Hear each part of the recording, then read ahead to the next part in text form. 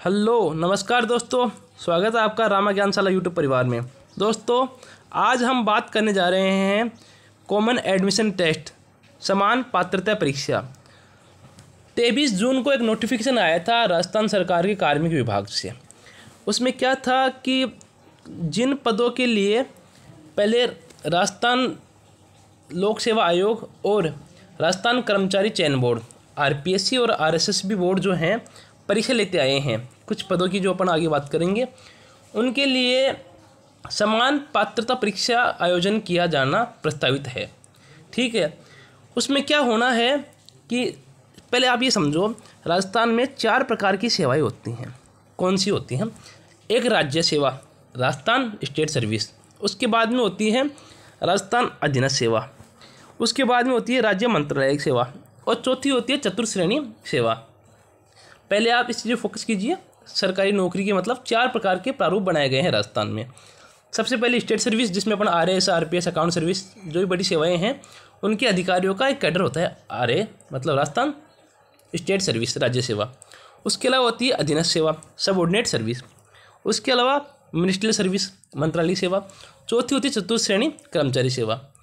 अब 4 वर्गों में से राज्य सरकार ने क्या किया है कि 2 जो वर्ग हैं, राज्य अधीनस्थ सेवा और राज्य मंत्रालय सेवा, इनके गैर तकनीकी पदों के लिए, जो भी पद ऐसे हैं जिनमें तकनीकी क्षेत्र का कोई काम नहीं है, ऐसे पदों के लिए सिर्फ एक ही परीक्षा का आयोजन करवाया जाना प्रस्तावित किया है राज्य सरकार ने, जिसकी पूरी रूपरेखा तैयार हो चुकी है।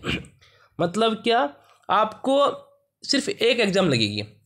ठीक है, एक एग्ज़ाम लगने के बाद में आपको कुछ नंबर मिलेंगे। मतलब जितने आपने नंबर प्राप्त किए, सपोज दैट 100 की एग्ज़ाम थी, 100 मार्क्स की, आपने 88 मार्क्स प्राप्त किए, 90 किए, जो भी नंबर आपने प्राप्त कर लिए, उसके बाद में क्या होना है, सरकार निकालेगी भर्ती। जैसे पटवारी की भर्ती निकाल दी, उसमें क्या हुआ, 4000 पदों की कोई भर्ती है।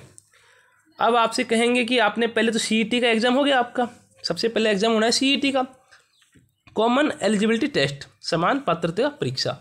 ये होने के बाद में आपके नंबर आए कुछ। अब जब विज्ञप्ति निकली पटवारी की, तो उसमें पहले कुछ शर्तें होंगी। भाई ये आपकी आयु सीमा है, ये इसमें आरक्षण का प्रावधान है, ये पद हैं, ये जिलेवार वैकेंसी, जिस हिसाब से वैकेंसी है वो होनी है। फिर आपको उसमें जाकर आगे क्या करना है, फॉर्म अप्लाई कर दिया। फिर सरकार उन्हीं जो सीईटी के मार्क्स थे उन्हीं के आधार पर मेरिट जारी कर देगी। क्या कि जिस विद्यार्थी के जनरल कैटेगरी में 88 से ऊपर मार्क्स हैं वो पास हुए हैं। ठीक है, ओबीसी कैटेगरी मान लें 87.5, मतलब बराबर सा होता है, जनरल ओबीसी कोई खास नहीं है।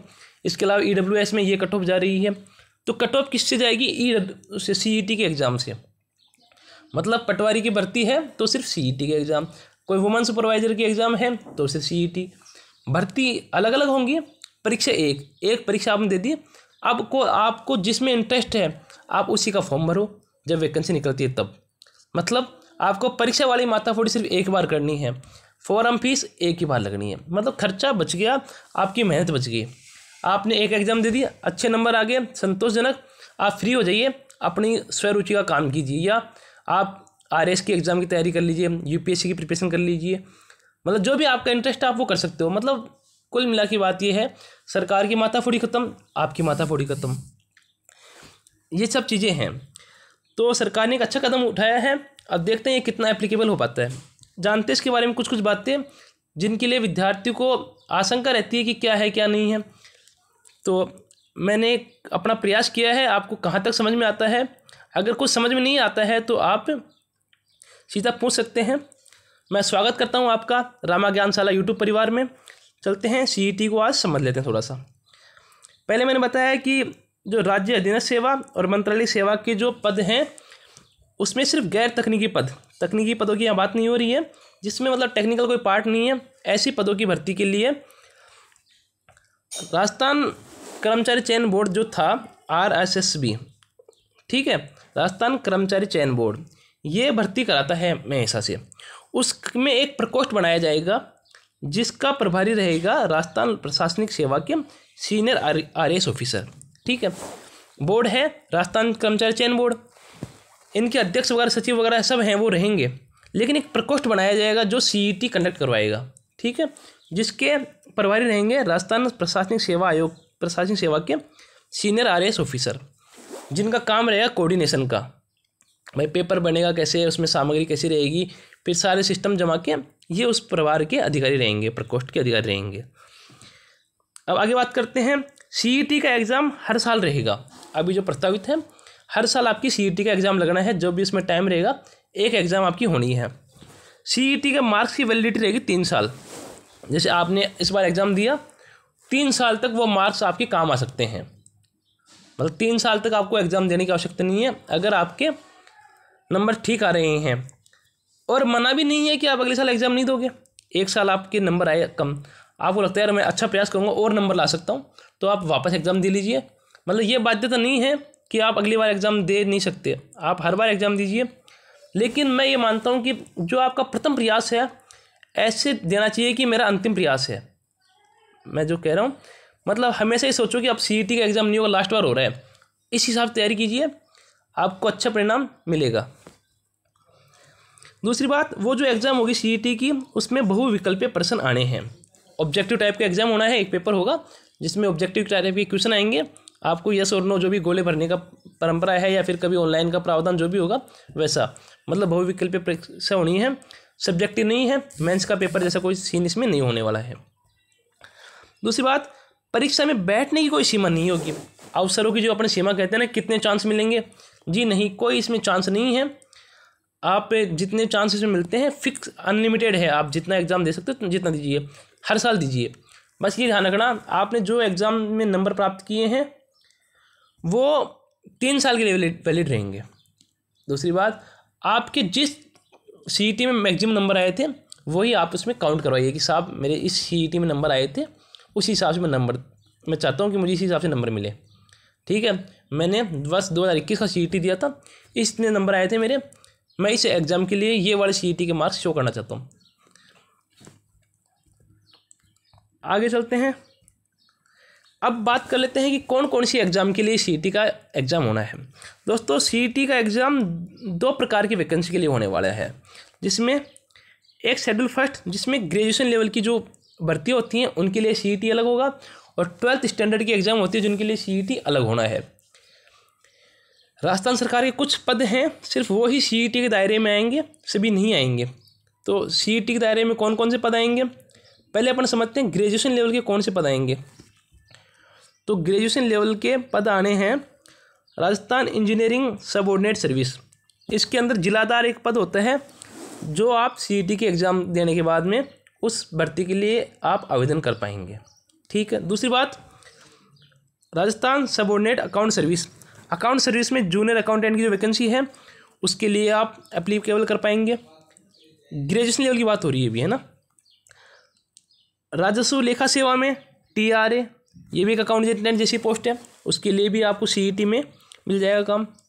दूसरा, कॉमर्शियल टैक्स सबऑर्डिनेट सर्विस, इसके अंदर भी आपको टैक्स असिस्टेंट जो कर सहायक की वैकेंसी निकलती है, आप उसमें CET के थ्रू एप्लीकेबल कर पाएंगे।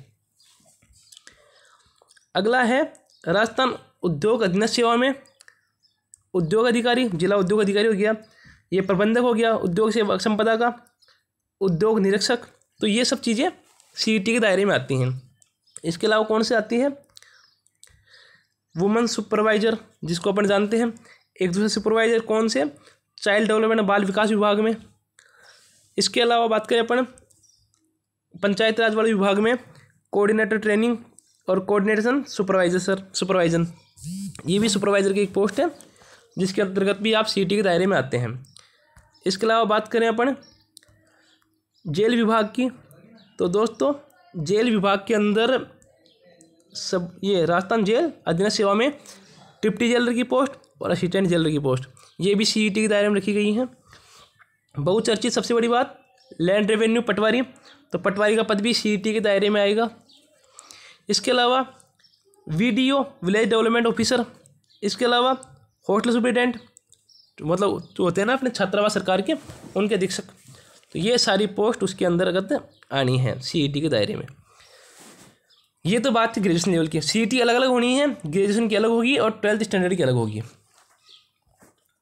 अब बात कर लेते हैं 12th स्टैंडर्ड की। 12वीं क्लास की बात करें अपन, तो राजस्थान सरकार की प्रेस सबऑर्डिनेट सर्विस के अंदर लेबोरेटरी इंचार्ज का पद सीईटी के दायरे में आएगा। फॉरेस्टर का पद इसके अंदर आएगा। वो छात्रावास सुपरिटेंडेंट अधीक्षक की बात कर रहे हैं अपन, ये अल्पसंख्यक मामलों की बात है, ठीक है। इसके अलावा जो भी अपने क्लर्क ग्रेड सेकंड होता है सचिवालय में, वो भी सीईटी के दायरे में। इसके अलावा मंत्रालय सेवा के जो जूनियर असिस्टेंट होते हैं वो भी एक एलडीसी लेवल का ही पद है, वो भी इसी लेवल में आना है।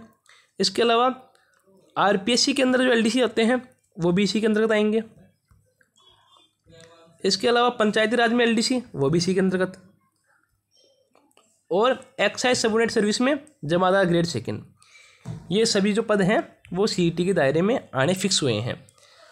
तो आपको जिस परीक्षा की तैयारी करनी है, आपका जो भी ड्रीम जॉब है उसके बारे में माइंड में रखते हुए सीईटी की आप तैयारी कीजिए, आपको निश्चित सफलता मिलेगी। सबसे इम्पोर्टेंट बात जो कही गई है, आपने देखा कि बहुत सारे पद जो हैं वो नहीं आ रहे हैं। जैसे राजस्थान हाई कोर्ट के अंतर्गत जो वैकेंसी होती है उनके किसी भी पद को इसमें शामिल नहीं किया गया है, ठीक है। इसके अलावा अपन बात करें पुलिस विभाग में कोई पद शामिल नहीं किया गया है, तो बहुत सारे पद इसमें शामिल नहीं किए गए हैं। कुछ पद ही सीईटी के दायरे में आते हैं। अगर आपकी तैयारी इनसे संबंधित है, ऐसी कंडीशन में अगर आपकी तैयारी होती है, आपकी सोच है कि मुझे इन पदों के लिए ही नौकरी लेनी है, तब तो आप सीईटी को फोकस कीजिए कि हाँ मेरे लिए सीईटी सब कुछ है, ठीक है। आप चाहो तो इसका स्क्रीनशॉट ले लीजिए ताकि आपके माइंड में पिक्चर क्लियर हो जाए कि हाँ ये पद मेरी इच्छा थी, मुझे इस पद की तैयारी करनी थी, वो इसके अंदर आता है कि नहीं आता। इसके अलावा आप चाहो तो एक स्क्रीनशॉट ये और ले लीजिए